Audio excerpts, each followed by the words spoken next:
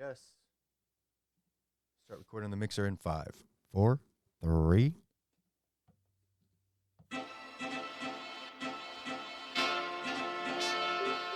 This is the Recovery Lab. Here we dive deep into the struggles, victories, and hope that stem from recovery. No shame, no judgment, just truth, grace, and inspiration. Let's walk this road together.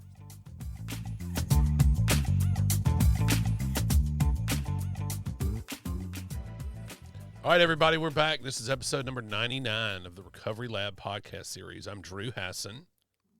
I'm Daniel Anderson. I'm David Sugg. We are the Recovery Lab.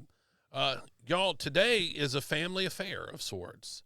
Got an effective brother, cousin, best friend.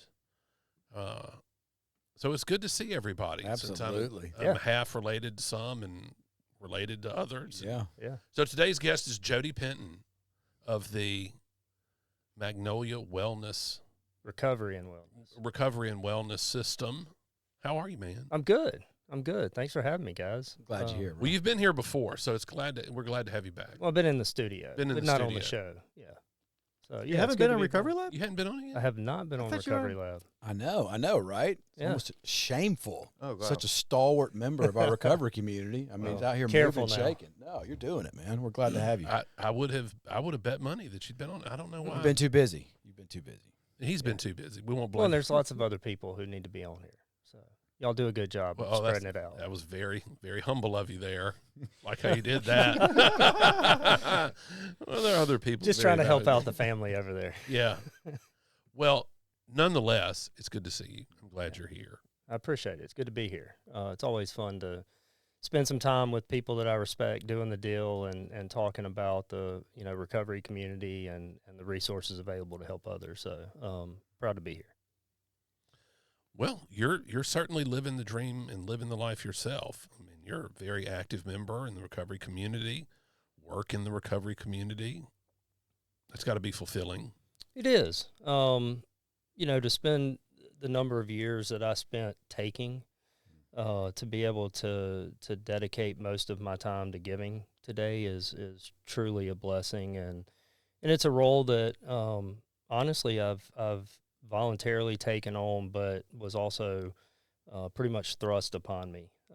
Had some really good friends back a few years ago when I was just living in sober living that said, "Hey, we need some help, and you're about to help us." Yeah. It wasn't voluntary at the beginning, but has become a true passion, and I feel a calling. I've just been put in a place in life where I have the opportunity to do the things that I think a lot of us would do given the opportunity, but I've just been fortunate to be in that place where I can do it. So.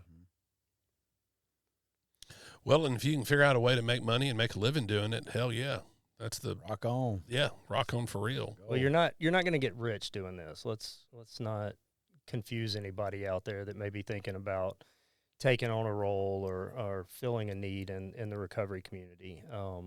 You're definitely not going to get rich doing this, and I think there's a few of us in this room that can attest to that, not just me. But that's really the last thing that goes through your mind when you decide to do something of service and to dedicate your life to being of service to others. Sure, we've all got bills and we've all got responsibilities, and thankfully I've been fortunate enough to meet those responsibilities and pay those bills, and honestly to be able to do things I never thought I would be able to do just a few short years ago. But that's not the point of why I do what I do. I don't think it's the point of why anybody that is in a service role does what they do, and it's really about the satisfaction of seeing a need, seeing a person in need, and being available to walk that journey with them. Because I'm really not anything exceptional, nor is anybody else that's living a life of service. We may have been down that road in the past. We may know some people that are available to help people in a certain situation, and more than anything, we're willing to walk that walk with a person. And so it kind of gives that person the added security that they're not alone, right? And we've all been there. We know that in those moments of crisis, that having someone by your side and knowing that you're not alone can make all the difference in the world. Man, isn't that the truth? I've certainly benefited I've had a lot of privilege in my life for sure. And I've certainly had some privilege in recovery. Yeah. I knew people. Right. I knew the right people. I knew administrators and directors of treatment centers that threw me a bone. And then being an attorney, there's an outlet for that for attorneys, and I've certainly benefited from all those. So one of the things that really I wanted for Recovery Lab was to be a hub for some information, because it just really hurt my feelings that people could perish for lack of knowledge of resources available to them, be it for the person in recovery or a family member kind of traversing the journey along with them. Absolutely. And in a lot of respects, that's what Magnolia Recovery Wellness Foundation is. We are a hub for people that need resources and cannot access them. I tell people all the time when I'm talking to them about Magnolia, what is the basic means that people access care and help in America today? One is through insurance. The insurance model is just so ingrained in our healthcare system, whether it be physical health, mental health, doesn't matter. That's how we access resources. The other way is a lot of free cash. Anybody that is offering a service will offer you that service if you pay them the right amount of money, right? And everybody in this room, I'm sure, can attest to the fact that 99% of people living a life of addiction don't get to the jumping off point with a great job, a very good insurance policy, and lots of money to spend. And most families that are still involved in someone's life at that point have probably already spent a lot of money trying to get them help and maybe don't have the money left to spend, or even if they do, aren't willing to continue spending money to help that person. And so we have witnessed through the years a lot of people that are ready for the journey, are ready to get the help, and are willing to do the work, but they can't afford a safe place to live. They can't afford to go to treatment. They can't afford sober living. They can't afford transportation to and from work. If they've got a car, it's on its last leg. Most of them don't have their own vehicle. Yeah. A lot of people that we help, we buy gift cards to Corner Market for the first month or so that they may be out of treatment because they can't go buy food. And if you can't access resources, if you can't get back and forth to a job, if you can't even buy food, what makes us think that that person is going to have a successful recovery journey just because they went to treatment? And not only has my experience shown that, but statistics show that. Our own government and the SAMHSA statistics show that 12 to 18 months is what it takes in front of resources, whatever those resources may be: traditional treatment, sober living, faith-based therapy, 12-step programs, whatever the resource and path that a person in early recovery chooses to follow. 12 to 18 months is where the numbers flip from what everybody knows, that there's a very small number of people, small percentage of people that find lasting recovery. They flip to the exact opposite at 12 to 18 months of being in front of resources, that the vast majority of those people find and sustain recovery. And that's what we've tried to do at Magnolia, is break down that financial barrier and give people the ability to access resources for 12 to 18 months. We're not going to cut somebody off at 12 to 18 months, but that's kind of our internal timeline and goal, is to have somebody in that 12 to 18 month period where they have sustainable recovery and they've built a life where they can sustain themselves financially in a safe and supportive environment. Man, that's great. And what is your model? You've got, like McCoy House would have the thrift store, and they're running a sober living house. What's your model look like? So our model is based on the generosity, the generosity of other people at this point. Our initial, so we were founded in January of 2024, and we spent 6 months building Magnolia Recovery and Wellness Foundation. Started operations July the 1st of 2024, maybe a couple days after that. And I believe Fondren Recovery Homes was the first sober living house that we placed a female client in. And for that period of time, we have relied on private donations, some as small as $20, some as large as $5,000. We've had, if I remember correctly, 4 private foundation donations, ranging in the 5 figures. And we've been able to use that money to support, I want to say the last math I did a week ago was 31 client months. Wow. In sober living. So Wow. to break that down, what that means is each client month is one person that we supported in sober living, along with all of the other resources that are available through Magnolia Recovery and Wellness Foundation. That's amazing. So Let's talk about what some of those resources are. Mm-hmm. So, boots on the ground, you can get people places. yes. You provide transportation. Yep. Then you provide time in sober living. Mm-hmm. What else? So, yeah, just real quick, the basic model, we don't operate a sober living. We have about 4 respected sober living communities around the Jackson metro area that we place people in. They're all professionally managed, and we pay for every client's sober living expense, and in a financially responsible way. So they'll begin doing budgets with us after month 2, and the financial support varies depending on what that client can offer for their own support. Beginning on day 1, we offer transportation services to and from treatment, to and from therapy, to and from scheduled work shifts, to and from doctor's appointments, and any treatment or therapy that client may be involved with. We'll provide transportation for that as well. One of the newest services that we have partnered with is a community pharmacy provided by St. Vincent de Paul Community Pharmacy. They're now located in Jackson, along with having a pharmacy in Biloxi and Hattiesburg. And any Magnolia Recovery and Wellness client will immediately receive a 30-day supply of all prescription medication that they need that's non-controlled substances. And after 30 days, as long as they go through the requirements of St. Vincent de Paul Community Pharmacy, they can continue receiving those prescriptions on an ongoing basis, and that's unlimited time frame that they can receive those as long as they qualify financially.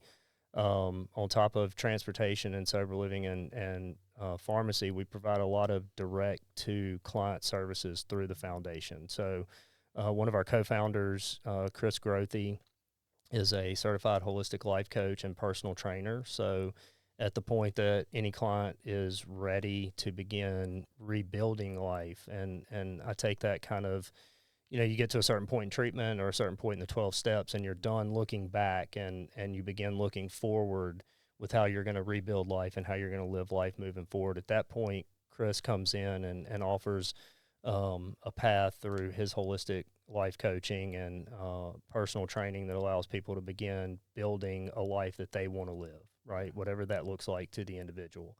It's a lot about mind, body, spirit alignment, a lot about goal setting and goal attainment, and physical health to be a part of all of that, to give us the opportunities to succeed as we begin rebuilding a life. We offer peer support specialists that are certified through the state of Mississippi. We offer sober coaching. We offer case management. Johnny Jerfit's another one of our co-founders, and I spend a lot of time just communicating with the clients. What's your therapist said? What's your sober living saying? We have access to One Step with the sober living houses that provide that, so we know when they're getting drug tested. We know when they're going to meetings, and we kind of use the case management to kind of be a hub to pull all of the information from all the different sources to be able to analyze and help each client understand how all of these different areas affect them as a whole. Mm-hmm.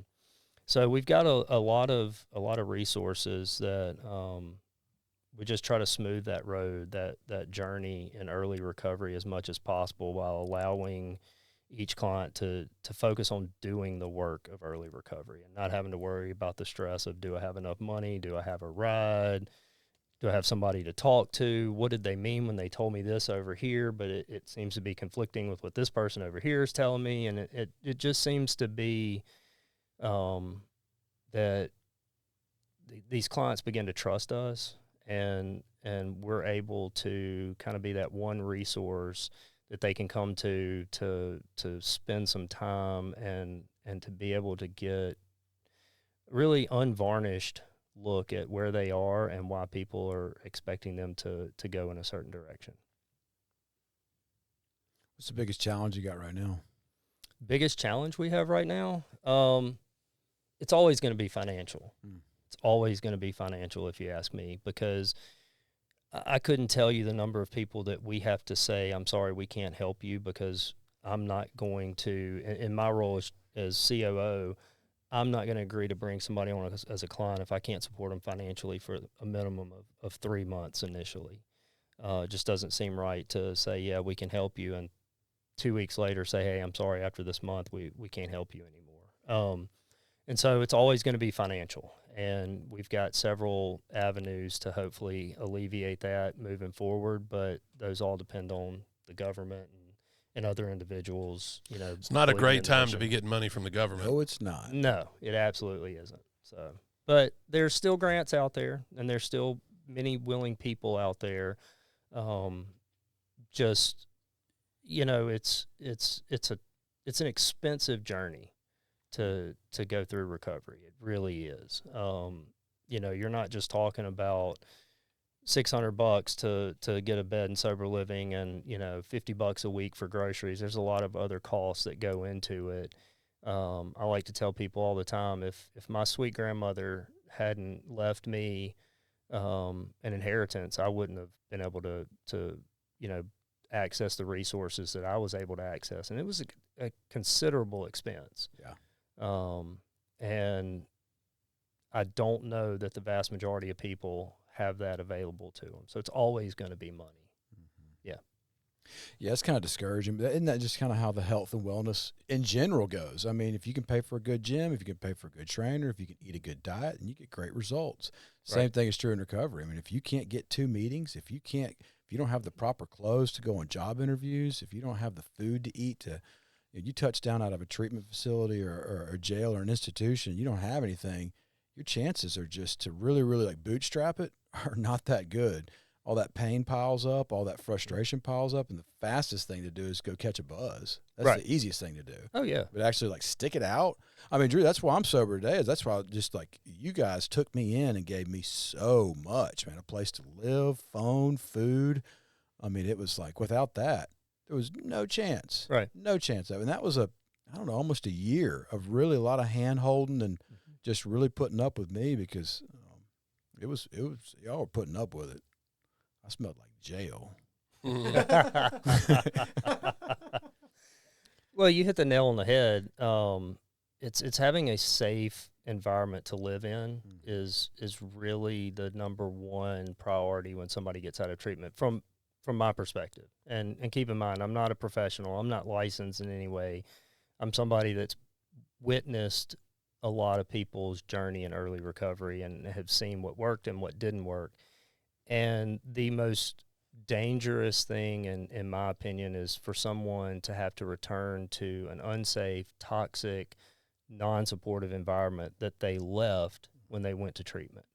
You know, the old saying, if nothing changes, right? And if your entire living environment is exactly the same as it was 30, 60, 90 days ago, why would anybody suspect that this person is going to be able to sustain recovery? And that's the vast majority of people that go to treatment, is they return to the exact same environment that they left prior to treatment. Yeah, look, I can't ever say enough good about sober living. Oxford House, in many ways, saved my life and recreated it for me. You know, allowed me a place to live that had some oversight and some accountability, while also fostered real life growth. You know, you have to balance the house checking account and, you know, things like that. And, you know, without that at a a very practical and realistic cost. The house I lived in, the houses that I lived in Oxford House were $125 a week. And, that's minimum wage worker working 30 to 40 hours a week can pay that. You can't pay much more than that, but you can at least handle that. And, having people around to be on the journey with you it's more valuable than gold. Absolutely. And it's the same experience I had, but it was at Linwood House, and if it wasn't for Alex Cole having that vision, if it wasn't for Johnny Jerfitz and James Craven at the time being willing to manage and do and be involved in my recovery, I wouldn't have had a chance. And I was there for 11 months and would have stayed longer if not for some unforeseen, circumstances that required me to move out. And I stayed involved for another 2.5 years with Linwood House for that exact reason. Those connections, that accountability, the having friends that were on the journey with me. There were days that I sat in front of a coffee pot until 10:30, 11 o'clock in the morning, drinking coffee and doing nothing but complaining. And guys that were a year sober sitting there with me saying, "You're doing the right thing. Just keep drinking coffee, keep complaining." And about 2 hours later, "Hey, let's go to a meeting now." And I wouldn't have done those things on my own. So No, we wouldn't, because you're right. It's not, I hope nothing bad happens to me. It's just a matter of time. We're all going to have adverse circumstances. You will, there's no avoiding it. Which does lead me to another. How do the people that are benefiting from Magnolia, how do they hold up their end of the bargain? they hold up their end of the bargain by following the recommendations of the resources that they are under the care of, for lack of a better term, because that's not always the case, but it is with therapists, treatment centers, things like that. So if they're in sober living, it means following the rules of the sober living house.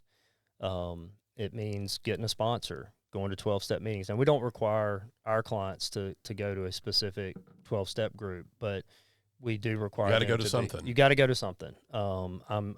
I'm just as happy if somebody wants to go to Celebrate Recovery as if they want to go to Alcoholics Anonymous or Narcotics Anonymous. I don't care if somebody goes to A Bridge to Recovery, if they go to Hines Behavioral Health, Urban Rehab. It doesn't matter to me, but if your discharge planning from your residential treatment center says you need IOP, then I'm going to do everything in my power to help you do that. Do that. And once you're there, I want you to follow those recommendations. And that's not to say that every recommendation from one of these resources is going to be spot on. We all have the ability to think for ourselves, but don't make decisions unilaterally, right? If you're going to not take the advice of a treatment center or a therapist or a sober living house manager, we expect you to talk to us, and we talk to our clients regularly. I mean, I talk to every one of our clients minimum of 2 to 3 times a month, which doesn't seem like a lot, but it's enough to understand what's going on in these people's lives, right? Well, you're just one person in their orbit that they're talking to a couple times a month. And if they have 3 or 4 other people in their sphere with whom they're speaking 2 or 3 times a month, all of a sudden you've got somebody's talking to this person 4 or 5 times a week. Right. Well, and we've got 3 people at Magnolia, Johnny, Chris, and myself, that regularly talk to all of our clients, and I can't tell you the number of text messages that are flying back and forth with Magnolia, and we've got peer support specialists that may talk to these people a couple of times a week, and so we're abreast of every conversation that these people are having, either through direct conversation with our coworkers or through text message. So, when I get on the phone with client A and they start telling me about some struggle they've had for the last 2 weeks, it's not the first time I'm hearing about it. I guarantee you that. Now, if it's a struggle they're having today, I may be the first person at Magnolia to hear about it, but everybody else is going to hear about it within, the next couple of hours. So, it's pretty rare that one of our clients is going to struggle through something on their own unless they want to. Unless they want to. Right. And they know pretty quickly that we're there because we care. Mm-hmm. And that's huge. That is huge. The the reason I went to treatment the last time is because my therapist, who's also in recovery, showed up at my house at 9:30 on a Tuesday morning out of the clear blue, had no reason or need to be there other than he cared about me and he knew that I was struggling. And that was enough to show me that somebody cared, and I was going to do what that man said do, and I still do what that man says do. Yeah. You know, and so for our clients to know that we care and that they can trust us is really the goal. Look, I'm reminded. So I heard this quote the other day, and I thought that I would share it. If we knew each other's secrets, what comforts we should find. And I thought, man, isn't that the truth? You know, if I could have people that were willing to share their mistakes with me, how comforted I might be in knowing that I wasn't the only one that did this. Yeah. Which is one of the reasons I wanted Recovery Lab to be a thing, was if I was willing to come on here and be honest about my mistakes and screw-ups and consequences, maybe somebody could hear it and think, I screwed up just like that. Right. And look at Drew. He's putting his life largely back together. Yeah. And so there's hope there. If we knew each other's secrets, what comforts we should find. So this is one thing that I wish was done a little bit more in recovery. You really hit the nail on the head a minute ago, talking about the looking back and the critical assessment of our own thoughts and behaviors in doing step work. And one thing that gets left out, I think, more often than it should, and to everyone's detriment, are celebrations of the good things. What has been the most meaningful thing in Magnolia that you've experienced? Wow, there's so many meaningful things. Well, what was the thing that happened and you were like, hell yeah, that's why we do this? This is why we're here. So I can tell you the most recent significantly meaningful thing that I want to hear that all happened. about it. So we have a client. She's been with us 7 months or so, I believe. She went from not being able to pay a penny of her sober living, having no transportation, having us get her scholarshiped into an IOP program. So pretty much didn't have the ability to do anything because of financial resources. And she has some education. She had experience in banking, but she just was fresh out of treatment and could not do anything other than ask for help. And that was it. She was at the mercy of... That's not nothing. That's great that she was willing to ask for help, but that's all she had was the, the generosity of others to count on. I remember when she called me, I guess it's been about 3 weeks ago now, and she said, "Hey, I've got my second interview at Trustmark Bank." Wow. And I went, wow, here's somebody that could not pay 50 cents to get on a bus 7 months ago, roughly, and she's got her second interview with Trustmark Bank. How cool is that? How that is so cool. I mean, not only potentially has Magnolia affected her life, but how she will be able to affect the lives of others, right? That ripple effect. You drop a pebble in a lake and watch it ripple out, right? And I don't know what that'll be, but I guarantee you it's going to be awesome if we could just sit down and have, that string of people come in and say, well, Magnolia helped her, she helped me, I helped this person, that person helped this person.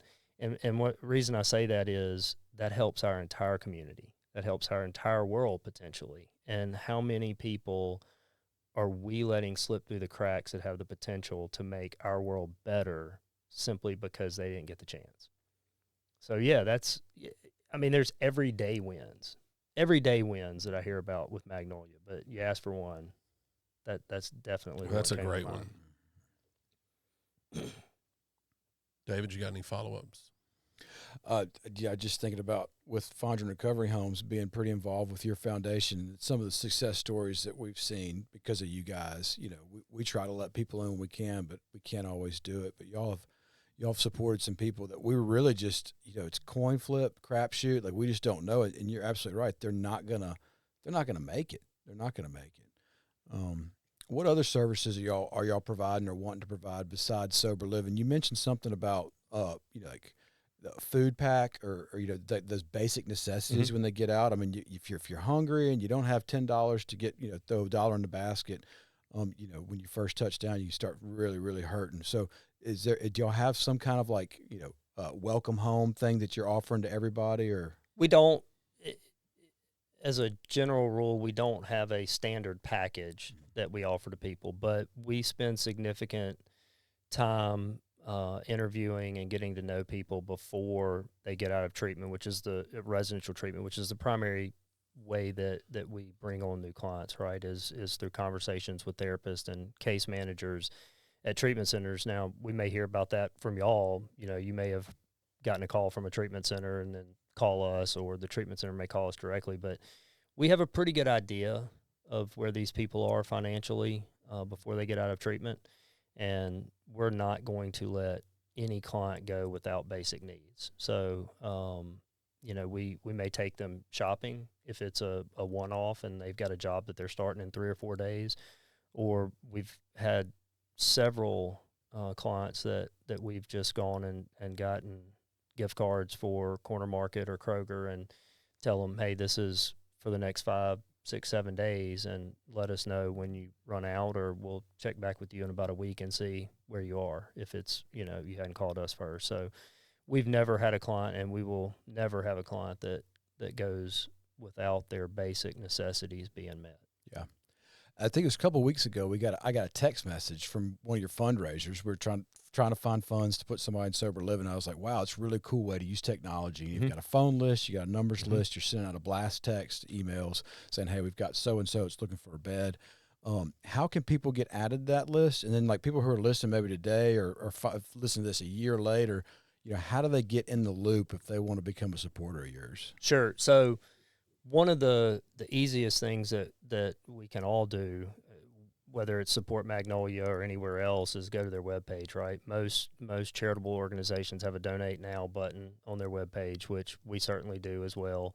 Not sure if Danny's got that listed anywhere, but if not, it's MRWF-foundation.org. There's a Donate Now button on there. And yeah, we got that on the show description. Awesome, thank you. We will see who's making that donation, and you would get added to our list of donors. We very recently hired a local guy. A lot of us know him, Ben Roach, has come on as our fundraiser for the foundation, and he's the one that the text message that you got. That's the reason you got it is you've donated to causes in the past that he's been fundraising for. So if you know him and you're interested in making a donation and don't want to go through the website, then by all means get in touch with Ben. And you can send an email or a text message to any of us.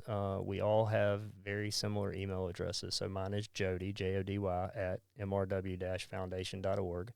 Johnny's is Johnny at MRW, yada, yada, yada. Chris is Chris at, same thing, MRW-foundation.org. Ben is the same. So you can reach out to any of us that way. Phone numbers are on the website, all that good stuff.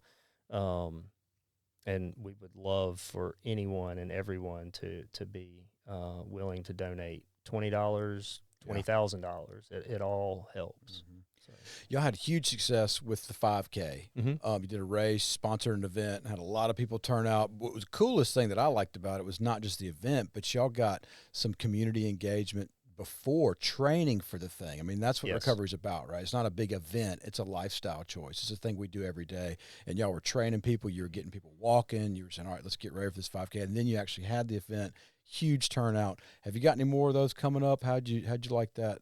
Oh, yeah. So Run for Recovery JXN was born out of a few of our desires to see the recovery community and the running community kind of come together for a big recovery celebration and awareness day. That was September the 28th, if I remember correctly, this past year.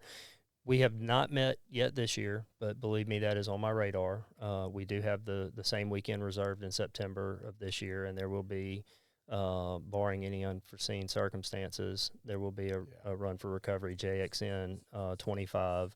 You know, I have a huge dream that will grow into multiple races around the state. It'll involve sponsoring runners similar to what St. Jude does when they do their, run every year in Memphis, where say you're not a runner or a walker, but you want to support somebody that's doing it, and you can go on there and donate in Jody's name or David's name or Drew's name. And, it won't be in my name. You can walk. You can walk, buddy. You're going to walk it this year. I'll walk it this year. You absolutely are. Look, here, I'm fully committing. I will walk distance.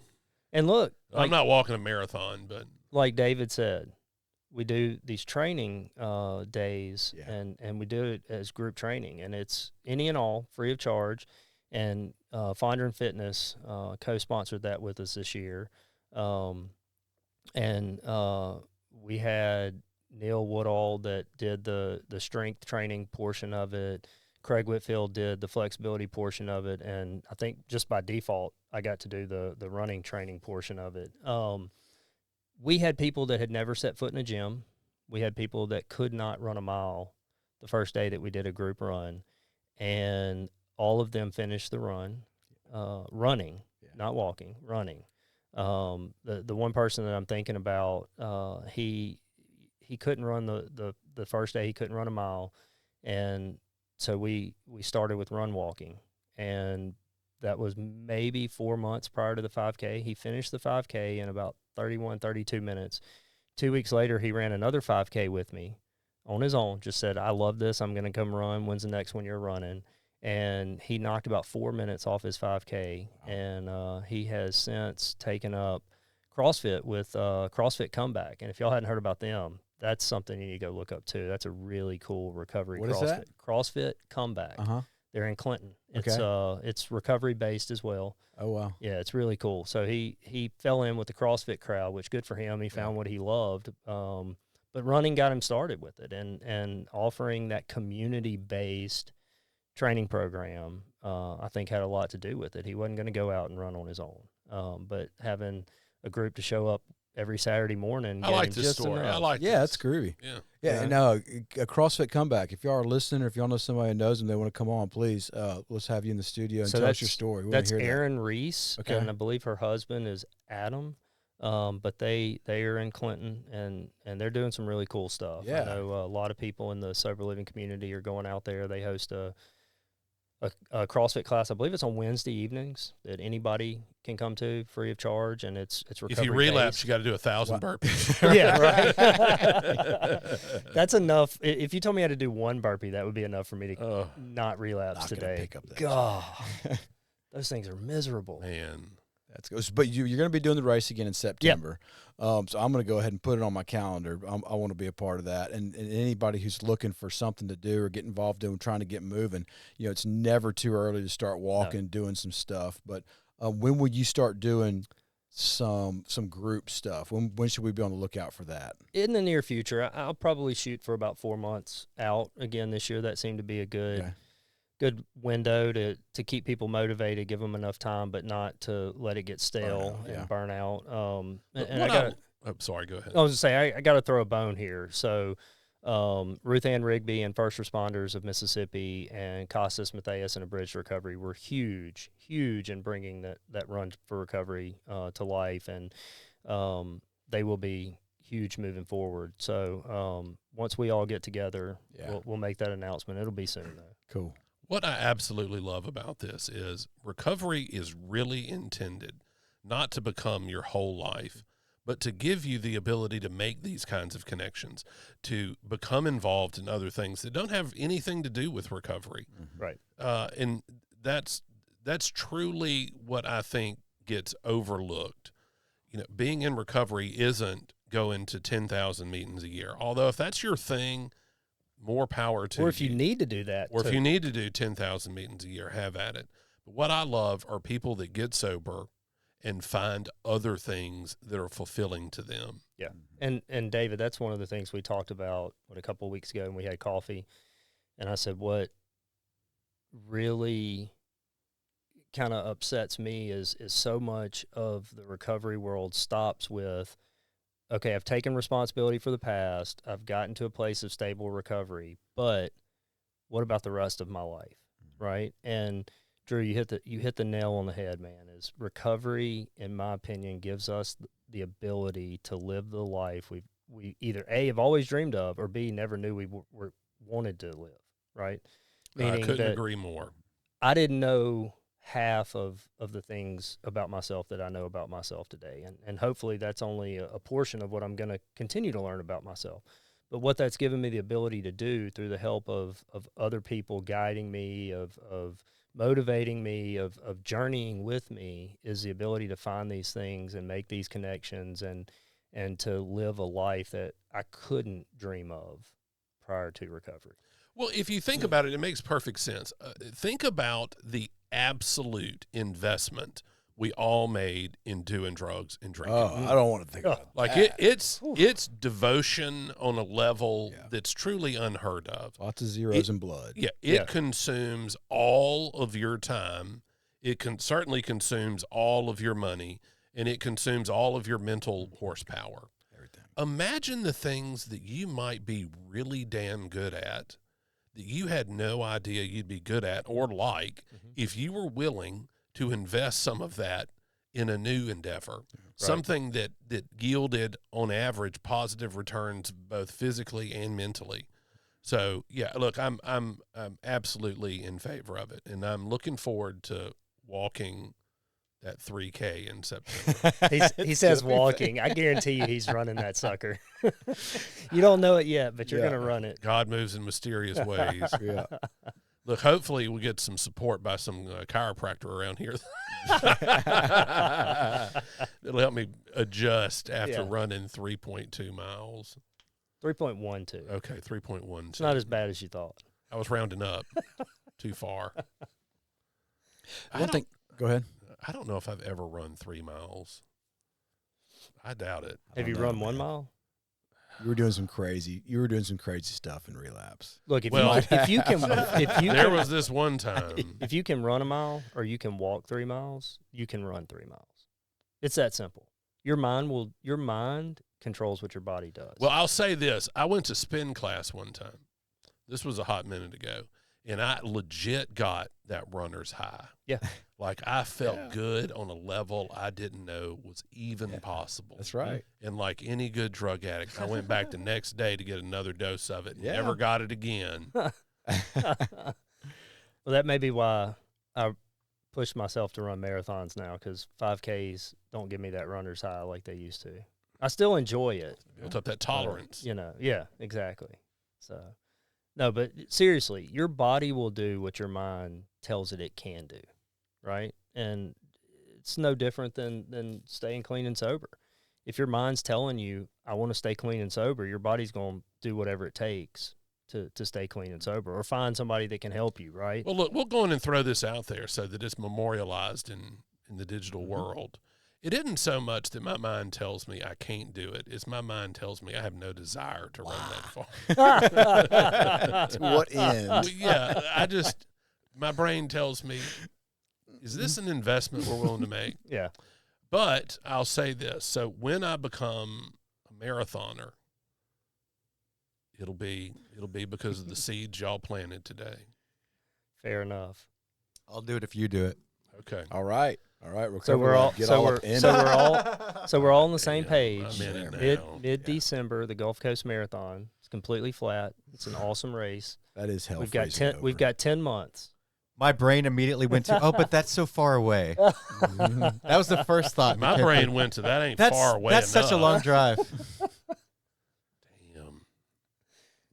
I think I got an ingrown toenail. Yeah. I'm not gonna make it. I already know I'm going to have one. Look, Thanksgiving popped up. You know what? My carbs are off. See what happened was I got these corns, these bunions. Yeah. All right, so one thing I want to know is you're offering services to a lot of people that are coming out of treatment centers. A lot of people are coming out on day one. Mm-hmm. But there's something that happens to somebody who's been sober for like a year to 18 months. Sometimes we call it post-acute withdrawal syndrome, but it's like when reality hits.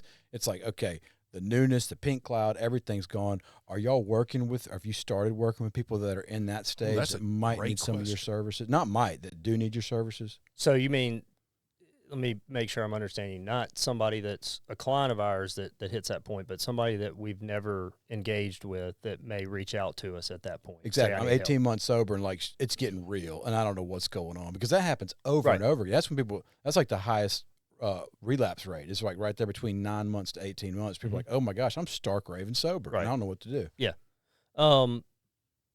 You know, we haven't had that opportunity yet. Is the program or the foundation able to help someone at that point and willing to help someone at that point? Absolutely, 100%. Because most of the services that we provide in house are really geared towards the person that's probably more in that 4 to 9 month time frame to begin with. And if somebody hasn't gone through that and they're 9 months, a year clean and sober, they can still benefit from that. A lot of what Chris does, like I alluded to earlier, is mind, body, spirit, and it's alignment and it's growth and it's looking forward. So, you know, we're talking post 5th step if we're talking 12-step stuff, right? And really post 9th step. And that's a lot of what Chris does is what, you know, throw out some terms that we've probably all heard. What are my core values? And where do my core values align or not align with how I'm living life and how I would like to live life? And I don't want to put too much out there about what Chris does because I'm not the expert. But I do know in general that Chris gets down to the nitty gritty of who am I on a physical level, on a spiritual level. Yeah, and I can see how grow that wouldn't be from there. appropriate for the man that's 45 days sober. Right. Because he's probably thinking, well, his core values are probably something a little less wholesome than they might end up being. He may not even know what they are at that Yeah. point, right? I mean, at that point for me, I was just I'm like, trying to get mine. I just don't know how I'm making it through this day without getting high. No, and I'm going to say mean- survival mode probably doesn't kick off until at least 6 months, Yeah. honestly. I mean, even 3 months. We're talking about basic day-to-day survival. Yeah, absolutely, absolutely, and I don't even know if my brain could have processed or handled what Chris is asking people to do for a few months out of treatment at least. And I really love what Chris does. I sat through several sessions with him myself, and just being able to put some clarity to who am I, what makes me tick on a deep level, right? And it was all about connection with other people. It was all about service. It was all about love. And I had not at that point in my life lived that way. And it was very impactful to connect to that and be able to realize that I could build a life that allowed me to stay in connection with those values, right?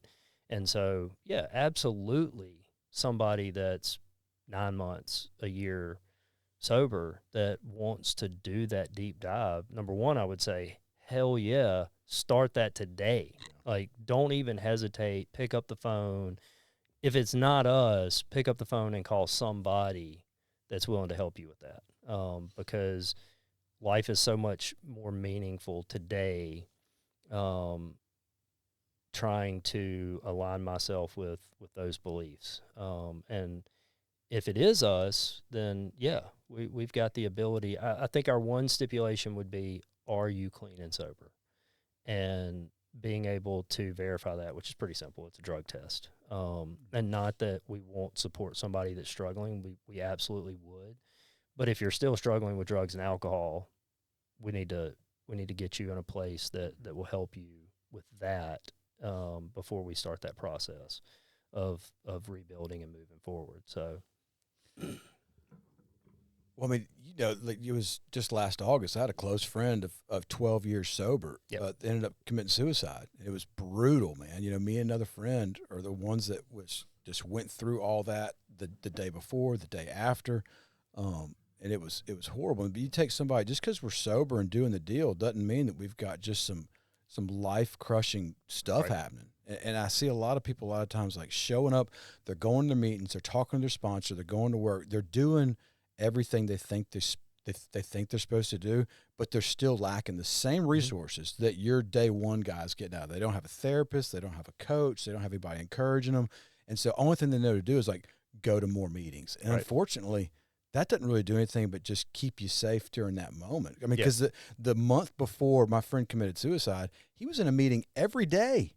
It was every day. He was calling me every other day, and I knew he was hurting, but there was just something wasn't happening. Right. Some connection wasn't being made, and it ended the worst way possible. Yeah, it did. And so I really want to see attention get to that person who's coming out of treatment, who needs it right now. But the reality is, are we ever done with the help? No. Are we ever done with it? No, we're not. No. So it's like, how do we, not just you, but how as a recovery lab, how do we as people with 12-step programs or anything else, how do we continue to treat even the old timers as possibly a hurt individual that needs some serious help? I think one of the best ways we can do is what we're doing right now, telling people that we are hurt individuals that still need help. Because the example that Drew brought up earlier, if I can log into Facebook or Apple Podcasts or Spotify, and I can hear Drew and David and Danny and today me talking about, hey, I'm so far down the road of recovery, whatever that may be, and I'm still seeing a therapist, and I'm still seeing the same therapist I started seeing in 2020. And 3 weeks ago, he looked at me and said, hey, it's time to peel back this other layer. And I went, wait, huh? What are you talking? He goes, yeah, you're not done yet, And so I'm still going through that process. And there's still things about me and my life that honestly are hidden from me. And I need somebody else to illuminate, but also to know that once that part of me is illuminated and I'm ready to heal from that they're going to be there to help me heal from that. Right? It's not just about, hey, Drew, did you know that you're whatever, you eat too much, but I'm not there to help you build a healthier diet, right? That becomes a shame-based deal. But hey, Drew, I love that was the example. I don't know, I couldn't think of anything else. I've never seen you eat a meal in our adult life, so I don't know if you eat too much or not. It's just the first thing that came to mind. I appreciate it. Nice save. Nice save, Jody. But no, you're absolutely right. I was thinking the same thing, Drew. Yeah. I thought I'm wearing black. Should be slimming. Yeah. No, go, please continue. I'm not sure I can now. That motherfucker. I've got an amends to make immediately following this. How many? I'd like to have you slim down. Yeah. How many Reese's peanut butter cup wrappers you got in your car? Yeah. Are you eating Reese's peanut butter cups? No, but I will. Yeah. And a lot of them. Easter's coming up. You can get the egg-shaped ones. It ain't. Yeah. Oh, that is right. Yeah. So what are you most excited about besides the race coming up? I know I'm excited about. What are you excited about in your foundation's work over the next year? What are some things that are happening that you want to talk about? Yeah, I think one of the things I'm most excited about is the potential for expansion for Magnolia. I talked about it earlier in saying that, we've had to turn down way more people than we've been able to help. Way more people. I mean, I don't know the exact numbers, but it's exponentially more people that we've had to say no to than we've been able to say yes to. And with Ben coming on as a fundraiser, and we've got a grant writing team, local grant writing team that are really phenomenal at what they do. I truly believe that in the next 3 to 6 months that we will have the financial ability to help a lot more people. And I think when we do reach that point, that our community as a whole, not just our recovery community, that too, but our community as a whole. I mean, the Jackson metro area will see huge benefits as a result of this, and I don't know what those will be. I don't have a crystal ball, but I do know that those are coming, and it will be one person at a time. But it will be really, really cool to watch how Magnolia's involvement in more people's lives will benefit our community, and that's all I'm excited about, man. How could I not be excited about that? Yeah. Right?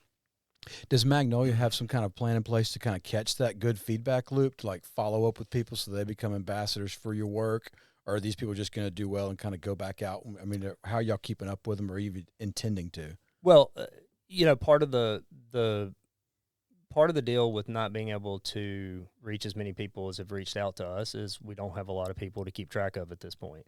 And the fact that we've only been in operations for 8 months now, we haven't hit a place, I think, with clients that they're ready to be an ambassador yet, but that will happen.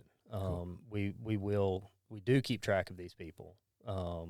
We will continue to keep track of these people, and it's not a requirement to be part of Magnolia that at some point you're going to be an ambassador, but just like any of us, I mean, just like Drew talking about Oxford House, just like me talking about Linwood House, just like you talking about Bond and Recovery Homes, man, when something has been that big of a part of your life. Oh, I'm happy to talk about Oxford House. Yeah. Yeah. I mean, how could you not be, right? And so I don't know that I'm ever going to ask somebody to go out there and plug Magnolia Recovery and Wellness Foundation. My guess, though, is that as clients, have a year sober, year and a half sober, and Magnolia's been a significant part of their journey, that they're going to start telling people about it. And at that level, that's already happened. Mm-hmm. We've gotten referrals from people that say, hey, my roommate said that you helped them, and I'm 30 days out of treatment, and I don't know how I'm going to pay next month's rent. So that's already happened at that degree. But I truly believe that it'll happen organically. I do too. Yeah. If you build it, right. it will come. Well, I mean, here's a perfect example, and do not believe that I'm equating Magnolia with this person I'm about to mention, but we all know who Mother Teresa is, right? Did Mother Teresa ever have a PR person? Not to my knowledge. But we all know who she is because of what she did, right? And I think that's true for any of us that are doing service work, right? If we have the why at the heart of what we do, people are going to know what we're doing because we're helping others. Good Well stuff. said. Kind of sounds like you compared yourself to Mother Teresa. It does. Absolutely did not do that. Exactly what that sounded Although, like. Yes. if at some point in my life somebody said that, I would be truly honored. But that's not the goal, and I do not want to compare myself there. Well, I love the work you're doing. I love working with you. I know my wife loves working with you. We can tell where your heart is, and you really are doing good work, and you're helping a lot of people. If somebody's trying to get a hold of you guys or wants to be a part of, you can find them on the website. You live on Facebook and be a part of some of the racing events. Is there anything else that you want to get out there and really let people know that you're available for or want to see happen they can do? Yeah, we've talked a lot about people accessing resources after treatment. One of the things we haven't talked about is the person that's sitting there in addiction and saying, I need help. That is the most acutely distressful position that a person can be in, right? I can't go on living the way that I'm living. I don't know how to stop living the way that I'm living, but I want to. We help with that as well. Johnny and I have extensive resources, connections, and experience helping people access those initial treatment resources. And so Magnolia is not just about helping the person that's getting out of treatment or that's 9 months sober, as we talked about. It's truly Trap house retrieval. Yeah. Yeah. Look, I'm probably not going to a trap house because that's not a good place for me to be. It's not a good place for anybody to be. But if you're in a trap house and you call me and you want to walk 2 or 3 doors down, I'll come get you. I'll come get you. I'll get you to a treatment center. We did it this past week with somebody. We sent him to the coast, and it didn't work out. And next day he was on a bus and he was headed to Vicksburg to another treatment center. And so it really is about saving a person's life regardless of where they are. And I don't like that. Let me rephrase that. It's not about saving somebody's life. It's about helping someone save their own life. Absolutely. Yeah. Right. Because I can't save somebody's life. I'm not a doctor. I'm not a nurse. I'm not anything along those lines. But if somebody reaches out to me and says, I need help, I will do everything and anything in my ability to help that person. And so will Johnny. So will Chris. So will anybody in this room for that matter. But, yeah, we've got a website. Our phone numbers are up there. Our email addresses are up there. I mean, heck, put my cell phone, if it's not on the website, put my cell phone wherever y'all want to. I will answer about any call that comes in unless it says potential spam. So if your cell phone says that, pick up a landline. There you go. Yeah. All right, look, I think we're at the end. I didn't mean to interrupt you. Go ahead. No, you. If please share, like this podcast, find these guys on social, Magnolia Wellness and Recovery, find their Facebook page, go to their website, find a way to support them. If you think somebody might benefit from this episode, please find them. That's what we're here for, is to make these connections happen. But they're out there and they're looking forward to hearing from y'all. So you'll find them. If I could throw one other thing in, I want to thank you guys for what y'all do. I think being out there, just letting people know, having these conversations is huge. I know 11 years ago when I initially looked at treatment and recovery, this platform wasn't there. It was somebody in my family knows somebody and they called them and they called somebody and it's, hey, go see this guy, right? Us having these conversations, y'all having these conversations on a regular basis is huge for the people still out there suffering and the families that are going through it. So thank y'all. Well, I'm just going to say real quick, we have tens of people that will Tens upon tens. that will hear this episode today. We love you all. We love you all. Everybody give $1. Now, it is amazing, though, the amount of resources that are available. I mean, right now, if my phone were to ring and somebody's like, I need to get into detox, we could probably get them into Merit with it can happen really, really fast. And people don't realize, they feel so hopeless. Like, I don't have insurance, or I don't have this. Right. But there's so many resources. Look, if you don't have a penny to your name and you catch me when I'm available, or I get somebody that's available to drive you an hour and a half, 2 hours south of here, I can get you in detox today without a penny to your name. Yep. Hey. Yeah. So, find them. You got no more excuses, boys and girls. That's right. Parents listening, loved ones listening, find them. This is what we do. All right, we're getting at the end, so let's end with my two favorite questions. What do you do poorly in your recovery? I've been thinking about this. Unfortunately, I've listened to a few of your episodes, and so I'm scared about one this of the part 10. One of the 10. I think the thing that I do the poorliest, what is the word that I'm saying? Yes. The thing I do the worst in my recovery. We're just going to go away from that word altogether. Superlative of poorest. Yes. Right. Yes. The thing I do the worst is, and I've struggled with this my whole life, is to open up to another person when I'm struggling. My pain meter used to be all the way at, I have smoked crack for 3 days straight. I have no money left. I'm locked out of the house. Oh, crap, I need to share with somebody. Today, it's more, I've been irritated for a day or two, or I've been uncomfortable for 3 or 4 days. I probably need to share this with somebody, and I'm hoping that backs even further down, but that's got to be it. All right. What do you do well in your recovery? Routine.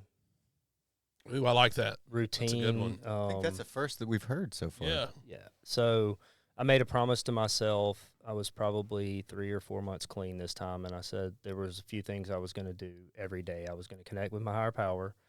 I was going to meditate. I was going to connect with another person or the recovery community, and I was going to try and do something for another person in recovery or that was struggling. And I've been very conscious of that for the last several years. I don't even get out of bed before I start praying now. And, you know, I regularly make 4 or 5 meetings a week. If not, I'm connecting with some other recovery group or resource. Yeah. It's just that routine is what my life is built on today, and it's built on that because it's what saved my life. That's right. Routine. That's it. Stick with it. Thanks, Jody. Love you, man. All right. Appreciate Thank you coming y'all. on. Love y'all. Another Appreciate what you're episode doing. in the bag. Y'all tune in next couple weeks.